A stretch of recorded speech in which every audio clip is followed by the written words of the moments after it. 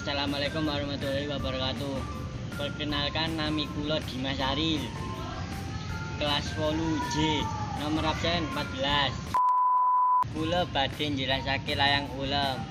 Layang ulem yaiku layang kang isine ngabari marang wong liya lan ngaturi rawuh ing acara olehan duwe gawe utawa kangen kersa.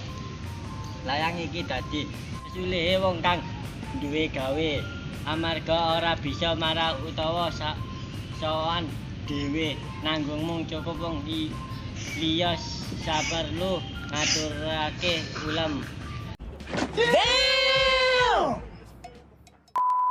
Contoh layang ulem, layang undangan, layang tasyakuran, layang tahlilan, layang tanggapan warsa lan liyan-liyane.